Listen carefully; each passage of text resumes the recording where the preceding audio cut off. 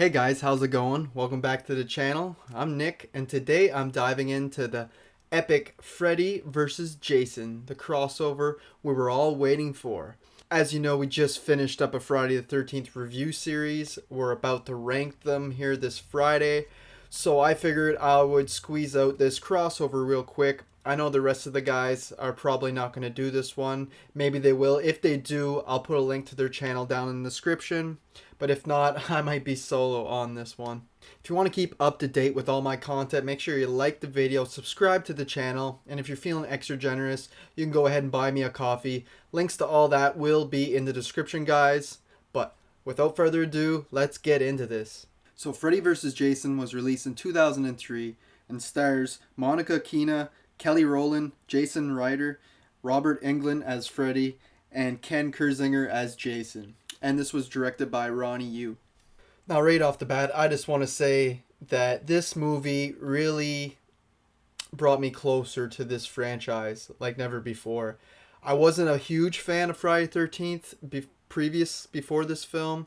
I've caught a few of them on TV, but I liked them, but I wasn't a huge fan. I was a huge fan of the original Nightmare on Elm Street, however, before this film came out. But when this one dropped, I seen it on a huge projector in like a fire hall, right when it came out to rent. And it blew my mind. I was so amazed. I was like 12 or 13 at the time, so perfect age for this. Two epics battling it out.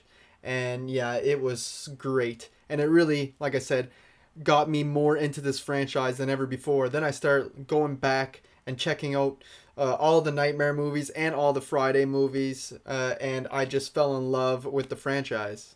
And the plot for this one is pretty unique.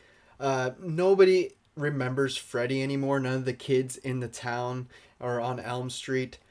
So he goes ahead and brings Jason back. He was like in a dormant state. And while manipulating him, making Jason think it's his mother telling him what to do, he gets Jason to go start killing in Springwood to make people think that it's really Freddy doing the killing and bringing his name back. So once people start remembering, he can start going in their dreams and attacking them again. And yeah, that's basically the story in this one up until the third act, where we get the two main villains up against each other in an epic match. But I always found the story to this one very unique, and it just really worked for me. Like, how else are you going to get these two to go against each other or to be in the same film and make sense? These are two very different franchises, one being like a camp slasher, another one being a supernatural slasher, and like in your dreams and stuff. So while they're both slashers, they're very different. So I thought this was the best way to bring these two together. Unfortunately, it does kind of come off more of as a Nightmare on Elm Street film more than a Friday the 13th film. And that's mainly due to the setting, and a lot of the dream sequences in that is not very Friday-like. But to their advantage, all the nightmare scenes in this film are done really well. I think the atmosphere and the mood are done really well. Especially the scenes like when you're going down and you see the girls with the tightrope and that. But again, this is leaning very much towards the Nightmare on Elm Street films, where if you're looking for a Friday film, there's not very much there to grasp. Another big positive in this film is Freddy Krueger himself, played by Robert Englund. Like, who else? No one else. That's your answer. Because he is Freddy. He's the essence of Freddy. He's been Freddy in 7, 8 films now, everything but the remake. And not to knock the remake or anything, it had different problems, not the Freddy problem. But in this film, he's cast it perfectly. This is one of the better Freddys in my opinion. He doesn't get the kills or nothing, which is unfortunate.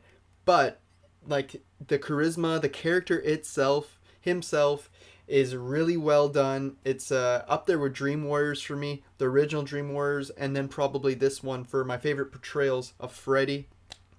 He looks awesome too. The makeup and everything is done really well. And I'm glad he's not like a Looney Tunes character in this. He does have his comedy moments and almost crosses over there a few times, but for the most part, he's fairly serious, and he tries to be a frightening threat. And after watching all of these Friday films back to back over and over, you tend to notice that this one has pretty good pacing to it. It's never really a dull moment, and the movie moves at a really steady pace. The kills in this film are fairly good too. They're not the best in either franchise, but you do get a few standouts. One being the guy folded in the bed. That is always awesome. I think that's my number 10 favorite kill of the franchise. Jason gets pretty much all the kills in this one, so they're mostly like machete swipes and stuff like that. A few like head spins. But yeah, Freddy only gets that one kill, but his one kill is awesome when he's throwing the guy around the room and burning his back, and the say Freddy's back. I thought that was clever too.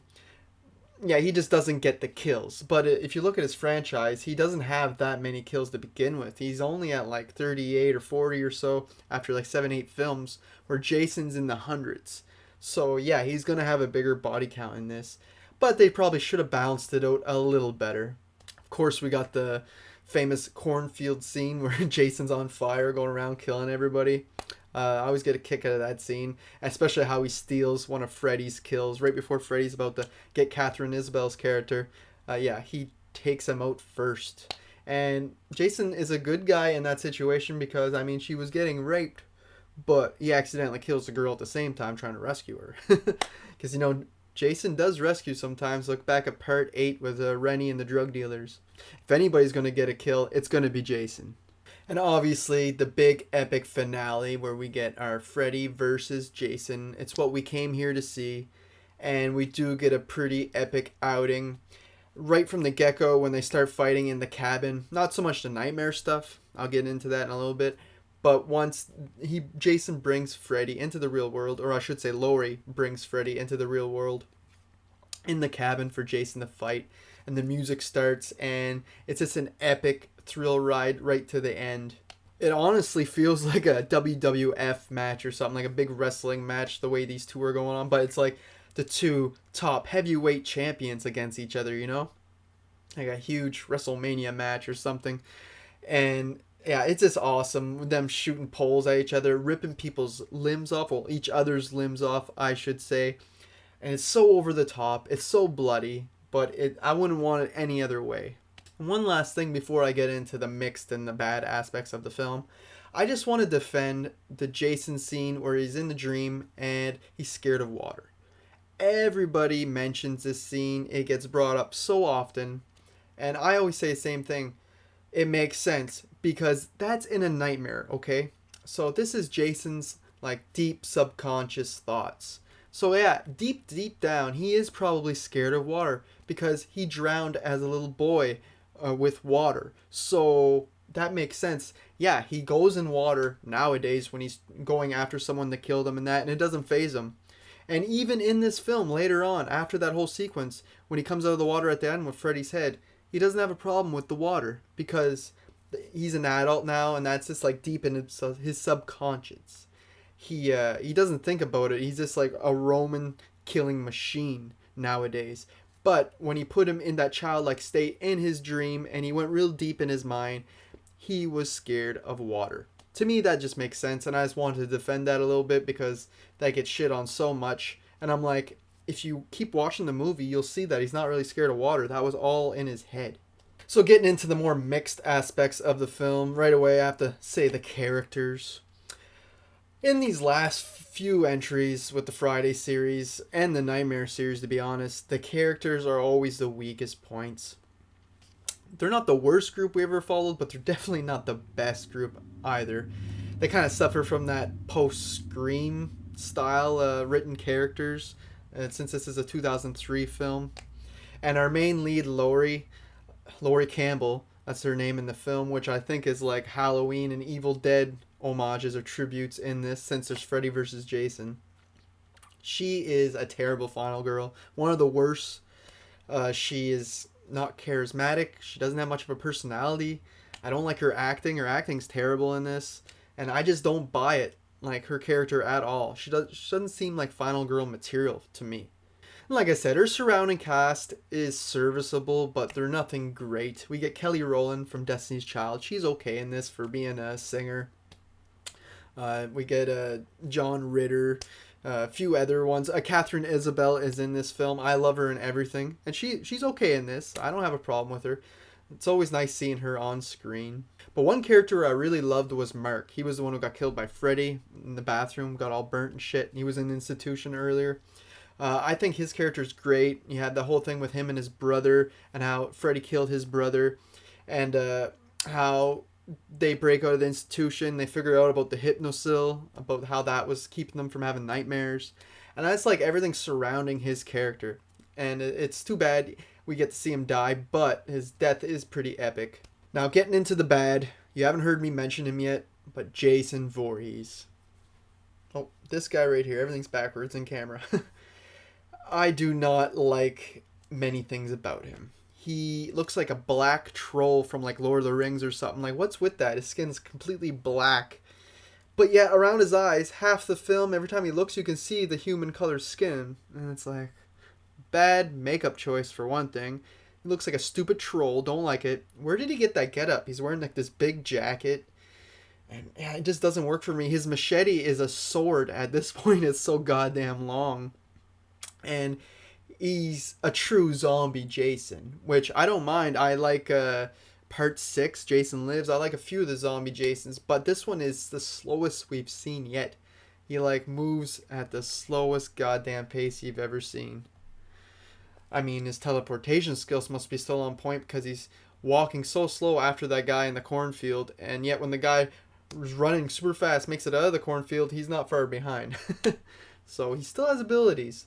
But yeah, hate his look, hate his portrayal. They should have got Kane Hodder back. It's too bad they didn't, because yeah, he was nailing it in the shitty movies. At least give him a decent film to be in. And even down to his mask, I don't mind when you get the Freddy claw marks all over it, but it is like an odd shaped mask. The look of it's not bad, but it's just shaped a bit different than I'd like. I prefer the old style masks. But all in all, at least they didn't make Jason a bitch like they did like Michael in Resurrection or anything.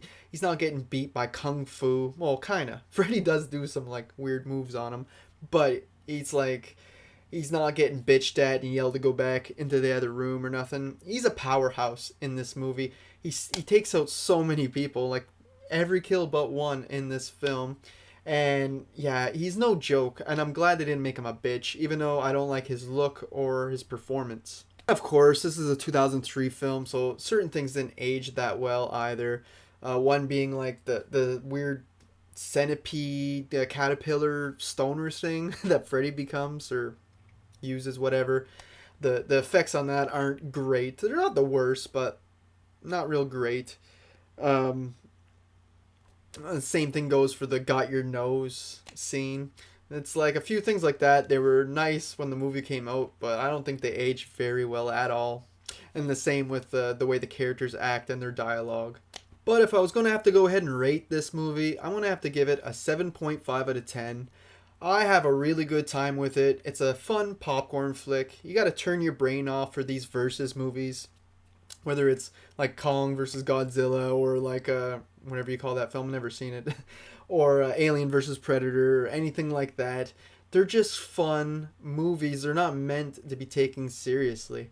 And I think they do a really good job with this one, even though I still have problems with it. And I believe this is one of the more accessible movies in both franchises. If you were to take a non-horror fan to watch one of these movies, they'd probably gravitate towards this one more. And I feel like this film just receives way too much hate, and it doesn't deserve it. It's not the best in either franchise, but it's definitely not the worst, and it's just a good time. So guys, did you like Freddy vs. Jason? Did you hate it? Let me know what you liked, what you hated, and a rating if you'd like down in the comments. I'd love to hear it. Some people don't even consider this part of the franchise. It's not really. It's kind of a one-off, but I mean, it's even in the box set up there, so it definitely is a part of the franchise, even though it's more of a spin-off. But yeah, I enjoy it. I hope you guys did too. You can follow me on Letterboxd. That will be in the description. And there'll also be a link to my Buy Me a Coffee page if you guys want to donate to the channel. That'll be nice. You can find those in the description, along with anybody else who puts out a Freddy vs. Jason review in my crew, if they do or if they don't.